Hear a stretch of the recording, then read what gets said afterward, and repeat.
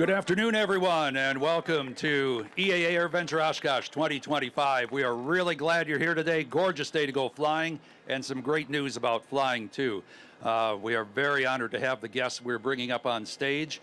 And so to start things off, I'd like to introduce our CEO and Chairman of the Board of the Experimental Aircraft Association, Mr. Jack Pelton. Thank you, Dick. Thank you, Dick. Welcome to AirVenture. You know, what's very special about AirVenture is it's an opportunity for us to really highlight the importance of general aviation, which some people don't realize in the country how important it is. It provides over $300 billion in economic impact. It provides over 1 million jobs. And it's really a national treasure when you think about some of the other things that general aviation does that we've been highlighting this week, which is humanitarian relief flying, along with medical flights and law enforcement, so it's critically important. This week, we've also been highlighting all the innovation and safety improvements that are going on and the importance of that. But probably one of the best things for that to happen is to have a supportive Secretary of Transportation, along with the FAA, and everybody trying to lock arms and do what's best for the American people, especially when it comes to dealing with safety. I'm very honored that this week, Secretary Sean Duffy elected to come over and find out what this was all about, and he spent a lot of personal time here. He's asked a lot of questions. He's got out and seen a lot of things, and I'm very excited and interested to hear his opinions of what he thinks so far. So thank you. And Sean?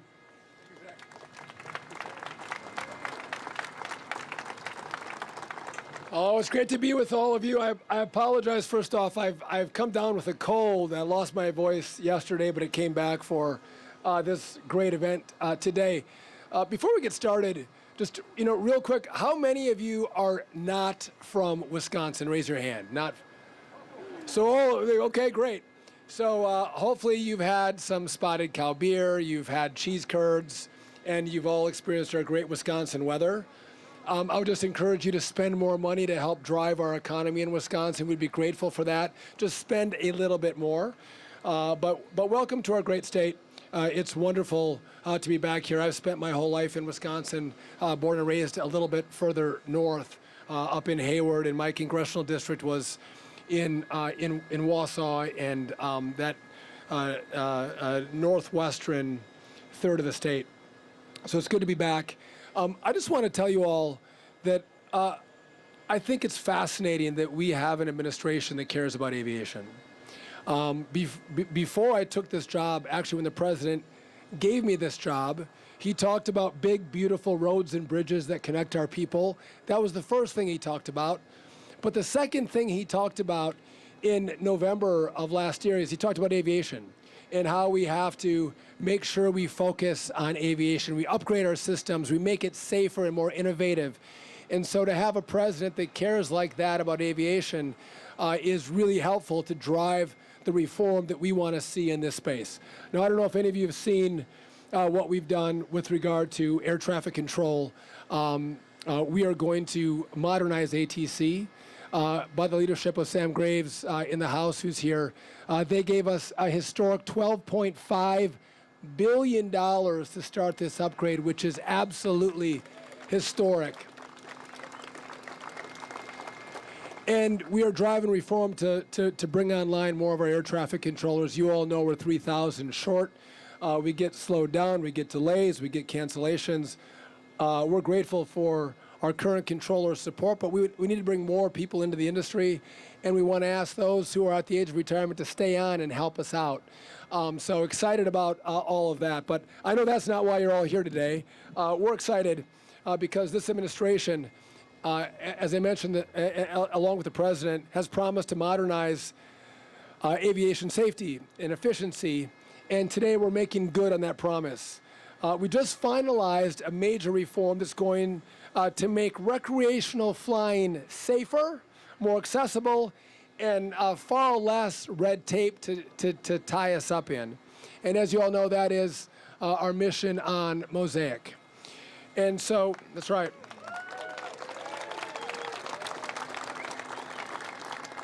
So for too long, our rules have been outdated, holding back our pilots, our builders, and our innovators. It's been over 20 years since this rule has been updated, and by the way, a lot has changed in the last 20 years, and so that's why we're excited to be here today. But in essence, what we're going to do is we're going to remove outdated weight limits on light sport aircraft. We're going to allow properly certified pilots to fly more aircraft, including some aerial work. And this expands what qualifies as light sport, cutting unnecessary regulatory burdens while keeping safety front and center as we go forward with these rules. I couldn't be more grateful to one of my key partners in the FAA, which is Chris Rocheleau, who's going to speak after me, but he has been a killer on, that's probably the wrong word. He's been critical in driving this reform, and now we have Brian Bedford, who is going to be the administrator and also cares about all of this as well. But we want to encourage way more interest in aviation. Sometimes I'm driving around and you see all the airplanes. It's hard to think we could have more interest because of all the interest here, but we should have more interest in aviation. It's also going to allow us more capabilities and benefits to advanced air mobility, the eVTOLs that you're seeing around the air show. That's right. And it's going to enhance safety by ensuring the latest technologies are able to be incorporated in all of your aircrafts. So this is an exciting time. I'm thrilled about the rule. And the one thing I'm going to ask you before I step back is the best ideas do not come from DOT. The best ideas don't come from the FAA. The best ideas come from all of you on how we can do a better job. And I would just tell you all, we have an open door.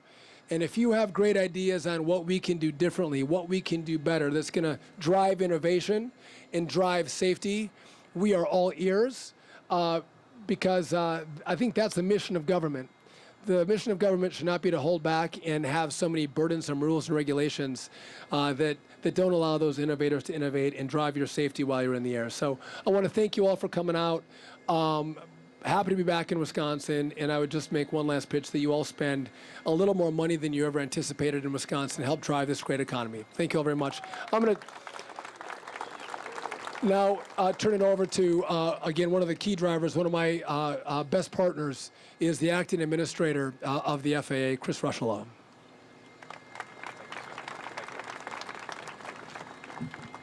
Well, thank you, Mr. Secretary. And on behalf of the FAA, the entire FAA, thank you so much for your leadership in getting this rule across the finish line. I will tell you all, I've had the great fortune of working with the Secretary now for over 6 months. And as you can tell, the passion, the commitment to aviation in general, but certainly to aviation safety, has been remarkable. I've had the good fortune of working with the FAA off and on for over 25 years, and I've never had a leadership team, particularly Secretary Duffy, like we're experiencing today. So thank you, sir. Appreciate that. I also want to take a moment to say thank you to the FAA team, my team, that has been so hard at work with all of you in getting this rule done. And also, I think it's very important to realize, in addition to the FAA work, we went through over 1,300 comments in our public notice. And so thank you to the industry for contributing to this rule. It really is a great testament to government and industry coming together to put together rules that make sense, rules that lower the bureaucracy and increase safety, because that's what we're all about every day. So, as the Secretary said, Mosaic will expand access to safe, modern, and affordable aircraft for recreation, training, and aerial work, all while upholding the highest safety standards. It brings major updates to light sport aircraft and to sport pilot privileges based on 2 decades of solid safety performance. Now, over the next year, we will phase in this rule and conduct broad outreach to everyone so they know what's changing and how we will implement that together. General aviation remains the backbone of American aviation, and its safety continues to be our top priority. This spring's General Aviation and Business Aviation Call to Action hosted by many of the general aviation associations that are here today, was much appreciated and another step in that journey to a safer general aviation community. Now, looking ahead, we're working with industry and international partners as well to safely integrate these new technologies, such as eVTOLs, advanced air mobility, and other types of technologies, safety technologies and avionics that go into the aircraft themselves.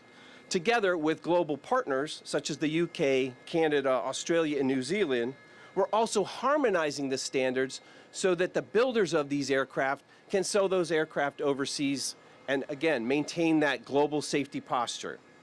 As I like to say, safety is a team sport.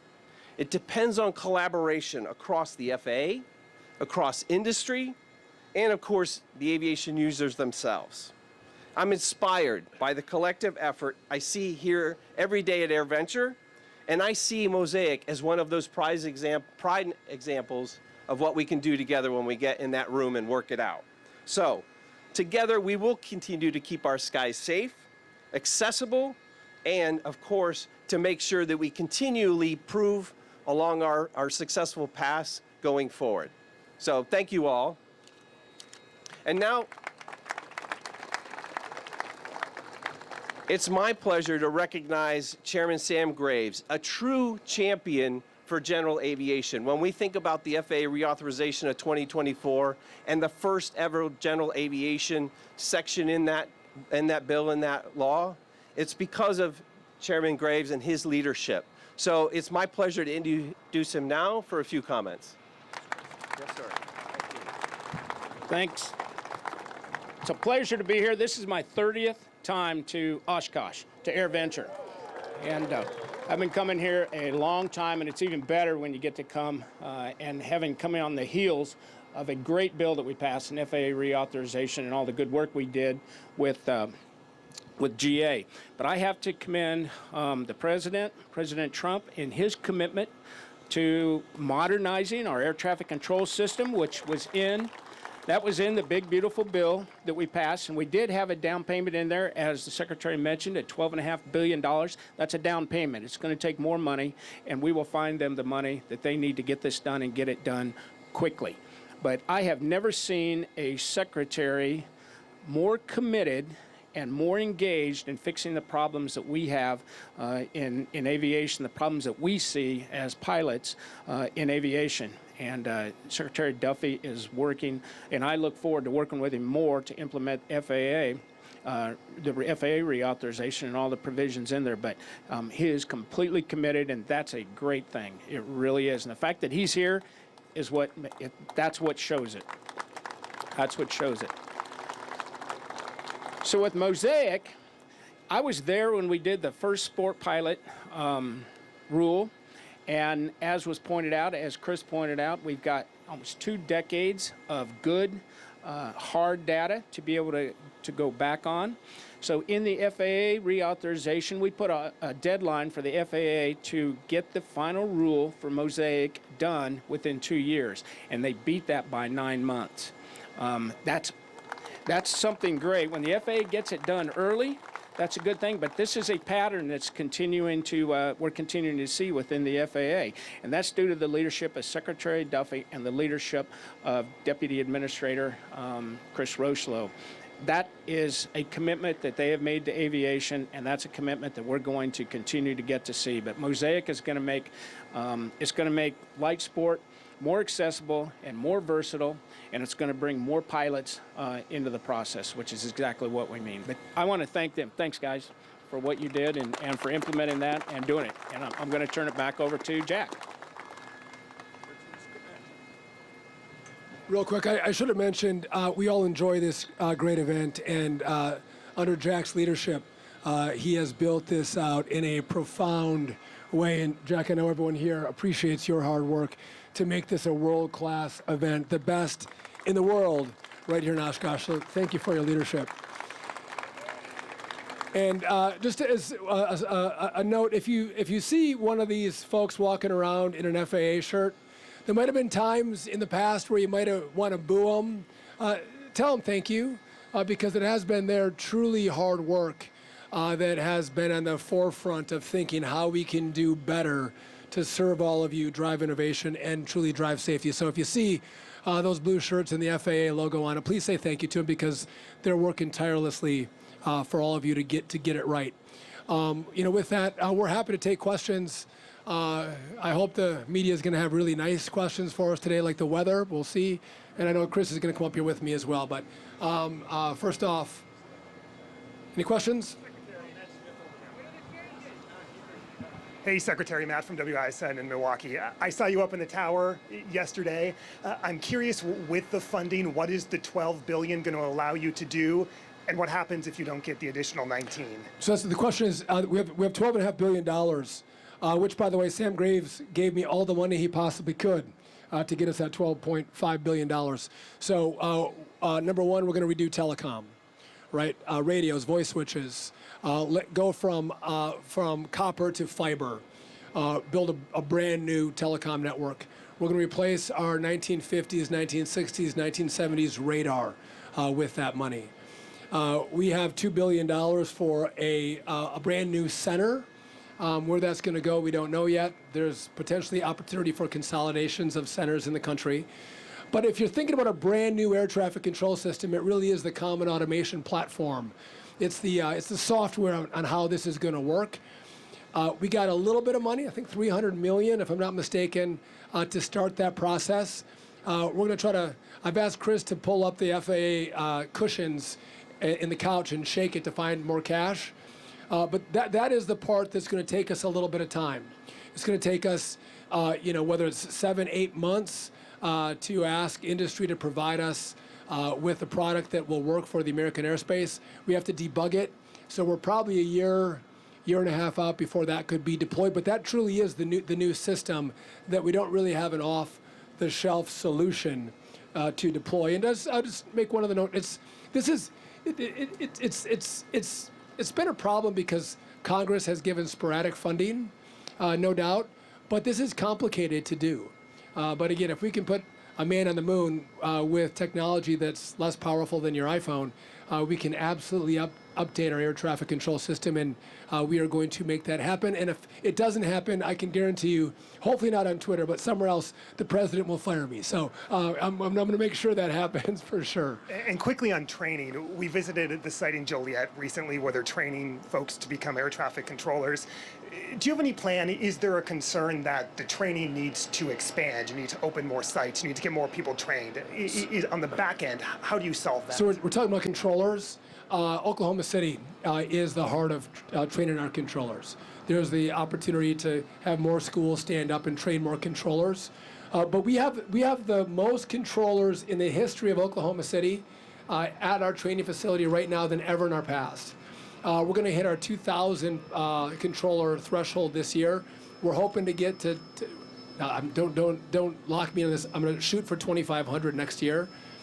Maybe it's going to be 23, 24, but we're going to get more controllers in. I'll just tell you, it was more complicated than you would recognize to actually get rid of the bottlenecks, to get the best young people into the school first and get them in fast. If it takes 2 years after you apply for the school and you can't get in, you're going to go find some other job. So we've streamlined that process. I've also offered controllers who are at the eligible age of retirement to stay on. Help us out. We're giving them a 20% upfront bonus per year for every year they stay. These are the most experienced controllers. We're in great need. We want to see them stay on with us, help us out during this time. So, and again, you saw, yes. And by the way, if you see the pink shirts around, thank them too. They're doing an awesome job here and excited to be at Oshkosh. Again, they'll bid to come to this great event. So that's what we're doing. And again, none of these solutions happen overnight. I can't snap my fingers and fix them. The problems have taken decades to create. It's going to take us, months and some years to fix some of these.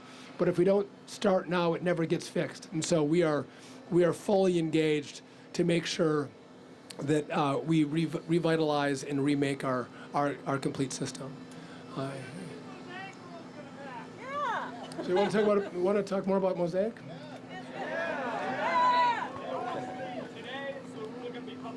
So today, the rule is live. You can go on the internet right now, and the rule is live. So we're very happy. Again, credit to the Secretary for setting a deadline and driving us, as the Chairman talked about. We beat that requirement in the reauthorization. We're very proud of that. Now, over the next year, we're going to roll that out because it's, having read it twice, it's very long, it's very detailed, and it's going to mean different things for different operators. At the end of the day, though, we're talking about opening up the light sport aircraft category, making it safer based on the data we've already received. So we're very proud of that. And again, we've got some subject matter experts here later on. If you want to engage them, they're very proud of the fantastic work they've done, again, along with industry itself. So again, back to the question, we're going to roll this out over the next year. We're going to be working closely with stakeholders, with the industry, to make sure that we get this, as we roll it out, right, so that we can translate and make sure that the application itself is correct. So again, very proud of our opportunity here to work together to make this category of aircraft safer as we bring in more people to our aviation community. Just so everybody understands, the most important part of this is it eliminates the weight rule. What it does is it bases it on stall speed, 61 knots, no more than 61 knots stall speed. So what that's going to include is your Cessna 172s, 150, your Cherokees, all the Piper Cherokees out there. It completely overhauls that, and we're going to base it on, that's the most important part of this. And also, there's no seat requirement in there anymore. We've done away with all that. It's based on 61 knots stall speed. So that's what everybody wants to know.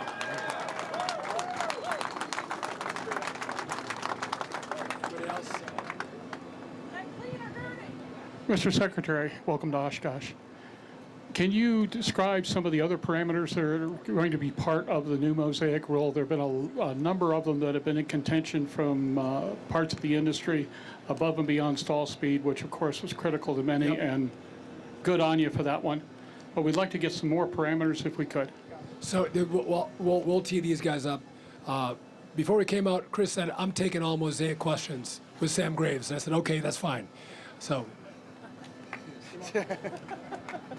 Yeah, so I'll start that answer by saying we have the people that wrote that rule that will be helping you implement that rule right here, and you can get them afterwards. But the big things, as the chairman talks about, is taking that weight limit away, right, and allowing for additional safety technologies to be put in these aircraft to be sold in a safer manner and operated in a safer manner. The other thing I think that's significant that didn't come up is the requirements on noise.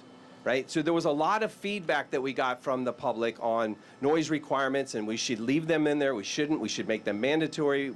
And so what we ended up doing was made them voluntary, because again, what we're talking about here is the manufacturing of aircraft that are going to go around the world, right? We want our manufacturers to be able to sell, and so having that as an option so that if they meet those standards, they can sell those aircraft overseas is where we wanted to go with this. So I think the weight limit is big. We will see training. I think there's going to be advantages to training. There'll be some aerial work that are in different categories, and as the chairman mentioned, we've increased the seating capacity as well. So those are the big takeaways. Thank you.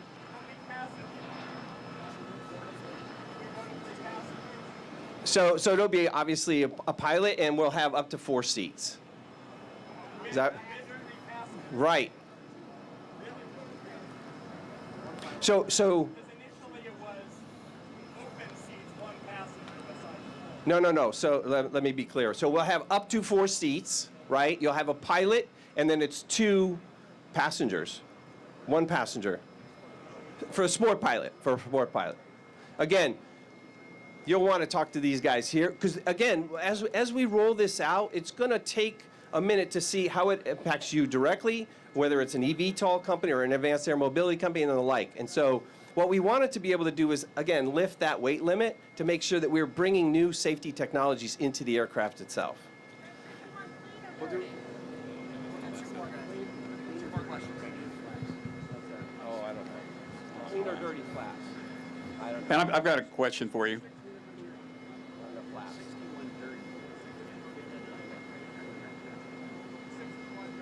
Mr. Secretary? 61 dirty. 61 dirty. Okay. Okay. I've got a quick question. Since now you're opening up 172s and 180s and things into the light sport category, will the people who own those aircraft have to make any, doing any inspections or do anything, or will it just be a turnkey? No, it's turnkey. Okay. Thank you. All right. Anybody else? All right. Just one more, guys, and then we're going to cut it. And if there's some technical questions, please come down front here, and we'll introduce you to the team, and you can kind of talk through a little more specifics. For Secretary Duffy, this is Austin from SpaceX Board. You were recently assigned that NASA admin, interim NASA admin position. This is obviously a massive step for general aviation. How are you going to now continue with both of these two roles in both respects on this on a quick deadline, fast-moving pace? Yeah, I appreciate the question. So what's important on the space front is you need an interim administrator. Otherwise, we stall at NASA. So I can come in and help make the critical decisions so we're not waiting 4 months, 6 months, 8 months for the administrator to be confirmed, because that means we're 4, 6, 8 months behind those who are our greatest competitors in space. And so it's a lot. I'm not going to lie to you. They're two big jobs. But some people might ask, how can you navigate 9 kids? I can navigate 9 kids.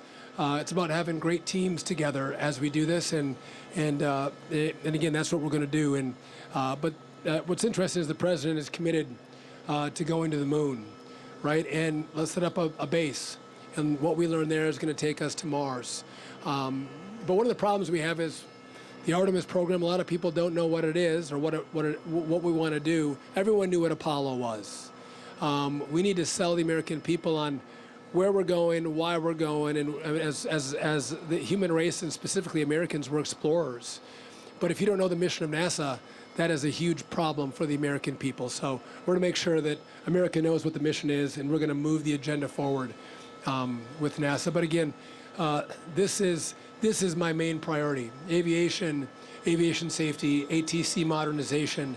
Getting this done is critical for this administration, for the president, for me, for the FAA, and so you will not see us skip in the beat in all that we're doing to make sure that when we come back next year, we'll double the crowd, and you guys will be incredibly pleased at the progress that we have made. And you'll also recognize that we've listened. We've listened to you and what you need and what you want, and we'll continue those conversations and continue to innovate to make sure that our rules match the technology and the desires of the aviation space, not just this year, but in the coming years as well. And so with that, I want to thank you all for bearing the heat in Wisconsin. Thanks for being here, and Sam Graves is going to close it. I just want to clarify 2 things from the questions I heard. It's 2 souls on board, 4 seats. And then there are provisions in there for night flight, which I think we're still working through, but there will be provisions in there for night flight. So thank you all very much. Thanks for everything. Thanks, Jack, for hosting it.